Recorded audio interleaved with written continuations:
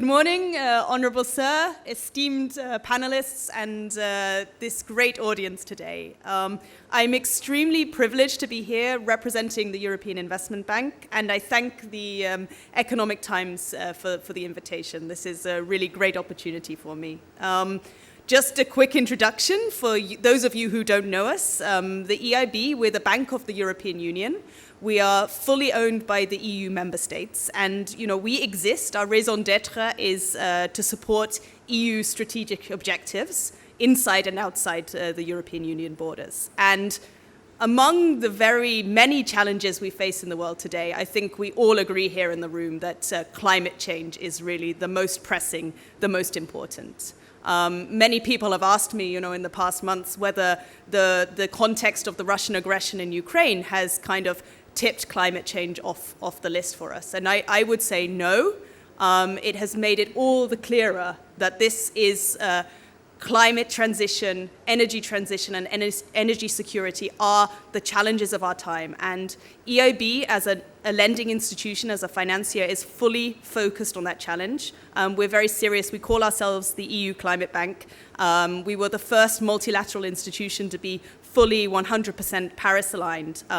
And we continue that focus both inside the EU borders and here also in India, where we work under our branch for outside EU operations, EIB Global, because we understand that CO2 does not respect national borders and that India is really a key partner for the European Union in together addressing the fight against climate change.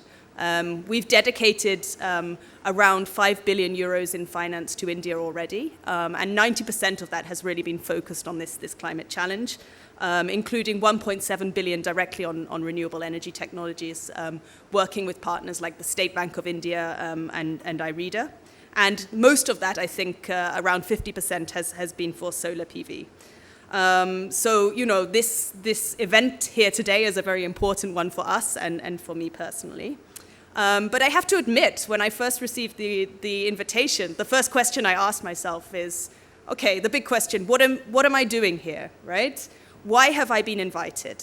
And I think a few years ago, I wouldn't have asked that question at all. I would have been sitting here on the podium together with other multilateral lenders, together with a bunch of policymakers, and we'd have been talking about, how can we start up the solar industry? Today, we're at a very different stage, and people are often saying, well, why is EIB in solar anymore? This is a fully commercial industry.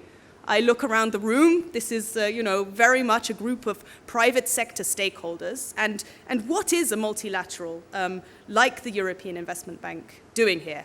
And I feel very happy that I'm in the position of asking that question, and I think we owe a lot actually to India and to the people in this room and the people on this podium for this achievement, because it's really India has played a key role globally in this huge increase in solar generation capacity that we've seen, and in really kind of blowing coal and oil out of the water, as it were, by achieving such a low cost of energy, showing that solar really is the energy of today and not just the energy of the future.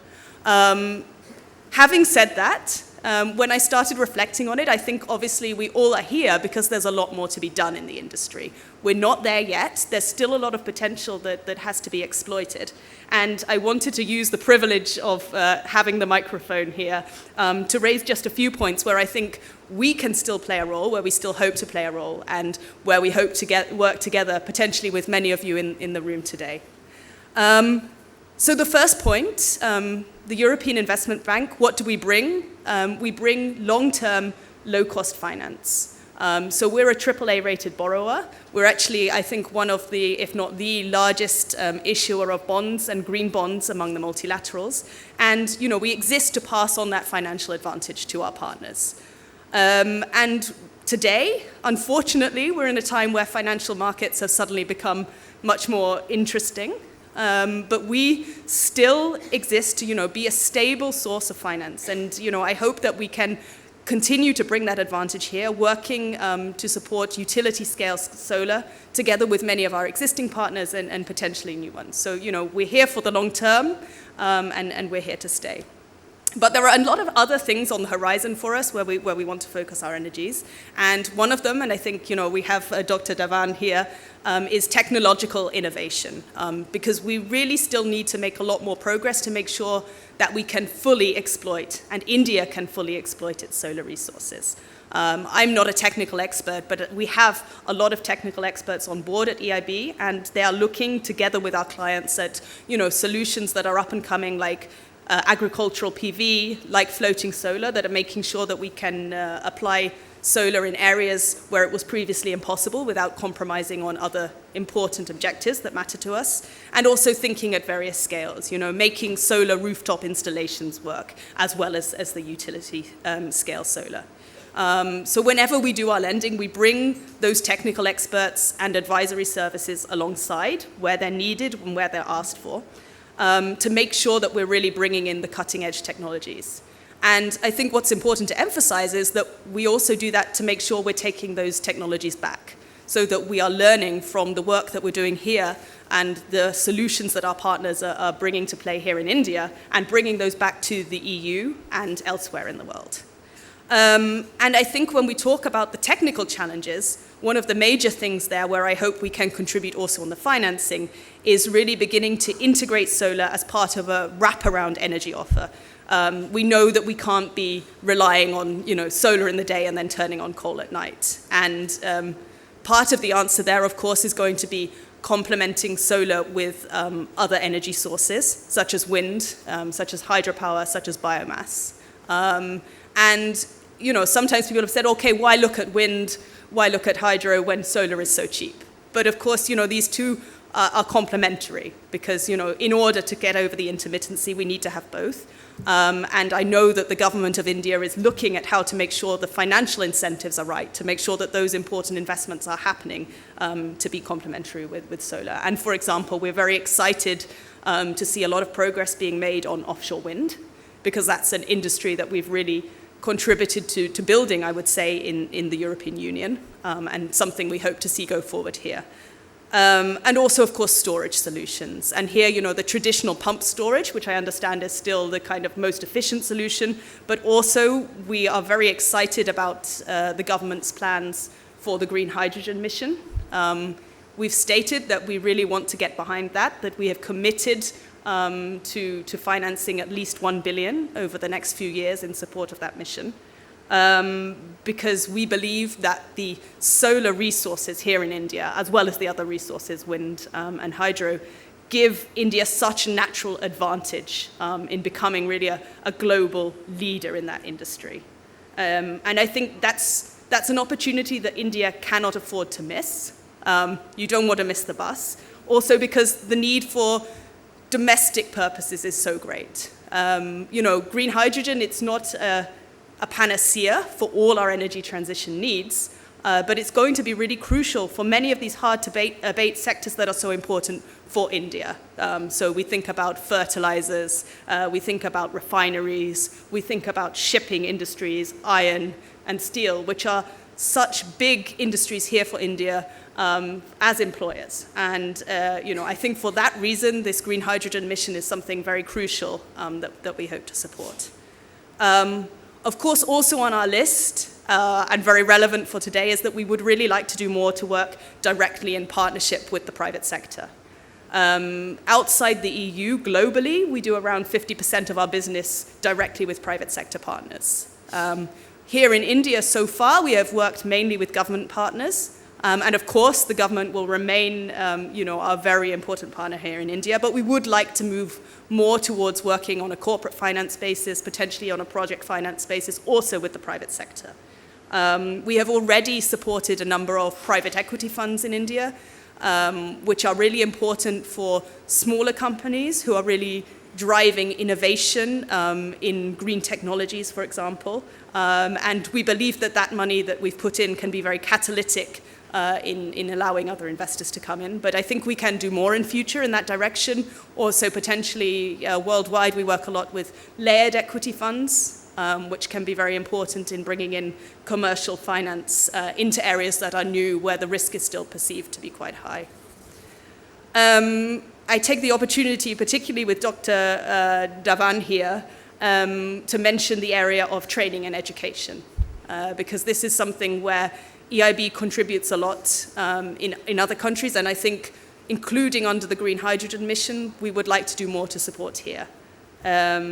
Because we always talk about solar as, one of India's most important resources, but actually the most important resource for India is the people.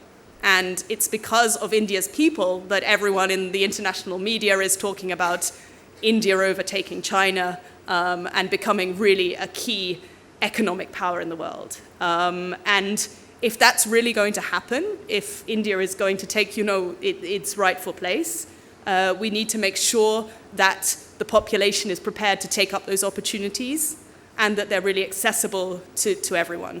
So I'm extremely honored to be sharing the dais today with two amazing women who I look forward to hearing from. But when I look around the room, it's clear that we need to have more women around the table, on the podium, in the ministries, in the research institutions, making the policies, and as CEOs and decision makers. So, we look forward to doing more to contribute to that from our side in the future with our partners. And finally, I wanted to say that another thing we want to do more of is supporting India in taking its role on the international stage. And I think solar is really integral there. And we're very proud. We've been partnering with the International Solar Alliance almost since its inception, and I think Dr. Mathur will be here later. And we've been working a lot with them to share knowledge for the benefit of our partners in sub-Saharan Africa, which is really an area of focus for us geographically. We've collaborated with them on a study on scaling up solar, and more recently also on green hydrogen. So, they really enabled us to work together to look at the potential for those African economies. What is the potential for that to really drive economic development for them at the same time as benefiting the European Union? And I think we're going to see a lot more of that. And we're going to see India taking leadership internationally in other ways. So there are a lot of amazing companies here in the room who are also active outside of India's borders. And often we partner with companies like that. So we're already partnering, I think, with an Indian company on bringing vaccines to populations in Africa. So I think in the solar area and in renewable energy, we could see a lot more collaboration between Europe and India also outside the borders. And then, of course, a very important area for us as Europeans is to see India playing a more important role in global supply chains. And I know there will be a discussion of that as well later. I'm an economist, and one of the first things I learned is that it's never good for markets if you have a limited number of buyers or sellers. So for the markets to work, we really need a diversity of supply. And we've seen very, very starkly during COVID and also during the conflict in Ukraine what happens when you are too dependent on any one source. So, I think it's in India's interests to play a stronger role in supply chains, but also in the interests of the world. So I think, we really are happy to see India playing a very positive role in the solar industry, not just domestically, but worldwide. So I will finish there. It's been a privilege to have the chance to address you today, and I'm sure this will be a great event. And of course, the main power of today is not really what any of us say up here, but what we do outside, in the coffee break, the cards we exchange, the follow-up we have, and eventually the contracts that we sign. So I look forward to taking action together and continuing the energy that we have seen this morning to really bring the industry forward. Thank you.